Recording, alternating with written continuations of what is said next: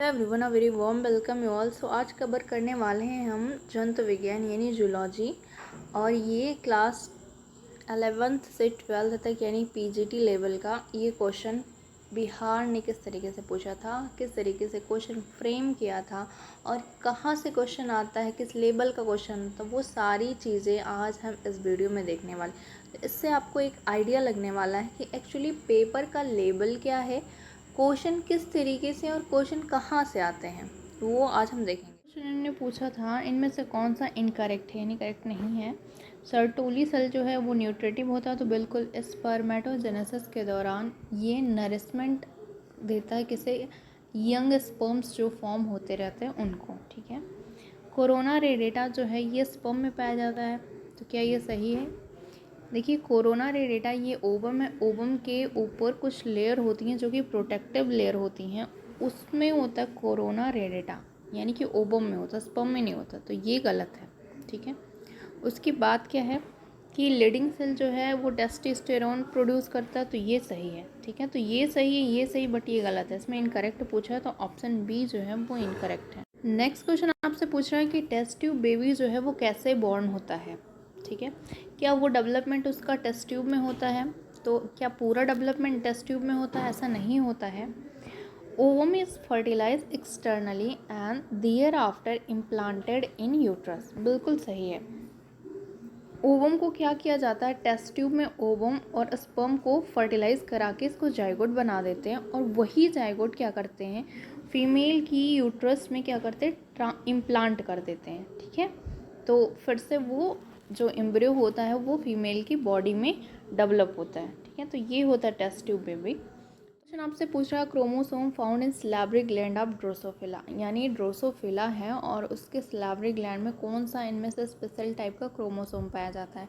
आपने अगर स्पेशल पढ़ा होगा तो ये सारे पढ़े होंगे, लैम्ब्रस, सुपरन्यूमरी और पॉलीटीन। तो ये जो पॉलीटीन नाम का जो क्रोमोसोम है ये ड्रोसोफिला के सिलेब्री ग्लैंड में पाया जाता है। तो पॉलीटीन जो होता है ना वो बहुत बड़े आकार का होता है। ठीक है, जो कि रिसर्च वगैरह में यूज़ किया जाता है। वहीं लैम्ब्रस की बात करें तो ये एक ऐसा क्रोमोसोम होता है, वो भी जानवरों में पाया जाता है, उभयचर यानी एम्फीबियन के अंडाणु यानी ओवम में पाया जाने वाला है। तो ये भी कभी बार पूछा जाता है कि लैम्ब्रस कहाँ पाया जाता है, तो एम्फीबियन के ओवम में पाया जाता है। ठीक है, आपका जीन इंट्रैक्शन से पूछा है, इसमें पूछा है कि इन F2 जनरेशन 9:7 रेशियो रिप्रेजेंट करता है किसे, इनकम्प्लीट डोमिनेंस को, को डोमिनेंस को, इपिस्टेसिस को, या मोर देन वन। तो ये एक्चुअली 9:7 जो ये जीन इंट्रैक्शन है ये रिप्रेजेंट करता है इपिस्टेसिस को। ठीक है, और अगर इनकम्प्लीट की बात करें तो इनकम्प्लीट में क्या रिप्रेजेंट करता है, 1:2:1। ठीक है, नेक्स्ट क्वेश्चन है the process of DNA replication is affected by an enzyme known as, कौन सा ऐसा इनमें से एंजाइम है जो डीएनए रेप्लिकेशन को अफेक्ट करता है? क्या लाइगेज है? लाइगेज देखिए क्या है, ये एक तरीके का मॉलिकुलर ग्लू है, यानी दो हाइड्रोजन बॉन्ड जब टूट जाते हैं तो उनको जोड़ने का काम कौन करता है, लाइगेज करता है। नेक्स्ट है कि पॉलीमरेज, पॉलीमरेज क्या करता है, बिल्कुल ये डीएनए को रेप्लिकेट कराने में जो मेन काम है वो है पॉलीमरेज फर्स्ट का, तो बिल्कुल करेक्ट है ये, ऑप्शन बी करेक्ट है। नेक्स्ट जो है राइबोन्यूक्लियस है, तो राइबोन्यूक्लियस क्या करता है, आरएनए को क्या कराता है, ब्रेक डाउन कराने का काम करता है राइबोन्यूक्लियस। नेक्स्ट क्वेश्चन आपसे पूछ रहा है a chromosome with a centromere near to the middle, near to the middle बोला, ये नहीं बोल दिया है कि मिडिल में ही है। ठीक है, इसको ध्यान रखिएगा। तो क्या मेटासेंट्रिक होता है, मेटा तो एकदम एग्जैक्ट बीच में होता तो मान लेते कि मेटा था। ठीक है, क्या ये सब सेंट्रिक है या ये एक्रोसेंट्रिक है? एक्रो मीन्स क्या, एक्रो मीन्स एकदम ही लास्ट में या सेंटर है ही नहीं। बी वाला जो है सब मेटासेंट्रिक, ये मतलब सेंटर से थोड़ा सा नियर टू द मिडल। ठीक है, तो ये ऑप्शन बी जो है वो करेक्ट है। नेक्स्ट क्वेश्चन आपसे पूछ रहे हैं, ये इवोल्यूशन का है, which is the book in which Darwin publish the theory of evolution, कौन से इनमें से बुक है जिसमें डार्विन ने थ्योरी दिया था इवोल्यूशन की? Evolution of species, the evolution of species, on the evolution of species by mean of natural selection या on the origin of species by mean of natural selection। तो अगर आपको उनकी बुक का नाम याद है तो आप इजीली कर सकते हो। उनकी बुक का नाम क्या था? The origin of species by mean of natural selection. तो बिल्कुल सी ऑप्शन जो है ये करेक्ट है। ये इनकी बुक का पूरा नाम था, on the origin of species by mean of natural selection, सी।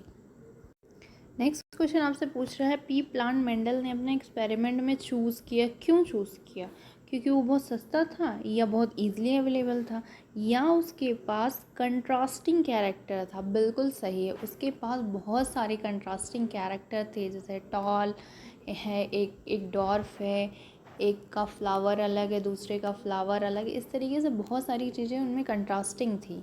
ठीक है, तो इसकी वजह से उन्होंने चूज़ किया था, तो ऑप्शन सी जो है वो करेक्ट। नेक्स्ट क्वेश्चन पूछ रहा है कि in which aspect Darwin's theory is wrong. कौन सा एस्पेक्ट में डार्विन की जो थ्योरी थी वो रॉन्ग थी?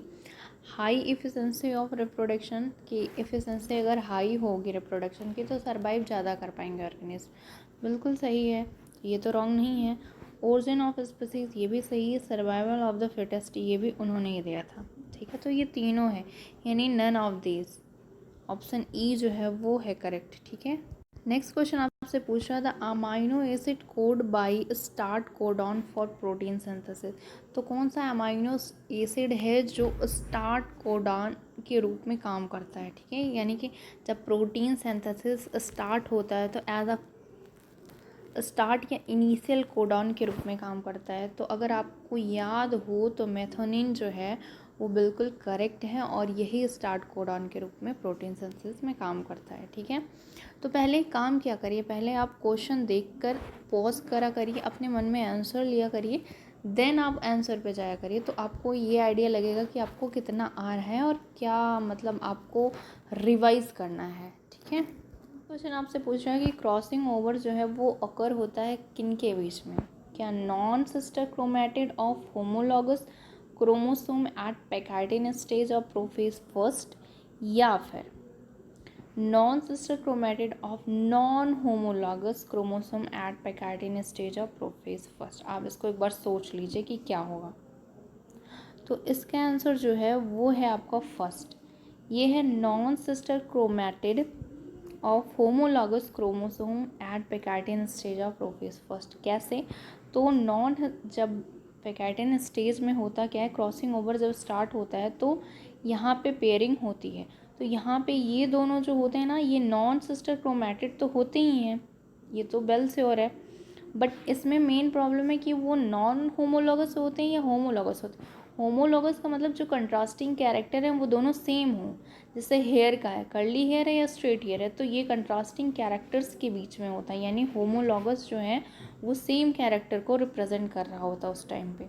तो ऑप्शन ए जो है वो करेक्ट है। नेक्स्ट क्वेश्चन आपसे पूछ रहे हैं कि the Bartholin gland of female reproductive system are located on the, कहाँ पे लोकेट होता है? तो ये लोकेट होता है आइदर साइड ऑफ वजाइना। ठीक है, तो ऑप्शन सी आपसे पूछ रहे हैं, which of the following enzyme separate two strand of DNA replication, यानी कि जब डीएनए का रेप्लिकेशन होता रहता है तो इनमें से कौन सा एंजाइम है जो दोनों स्ट्रैंड को क्या कराता है, सेपरेट कराने का काम करता है?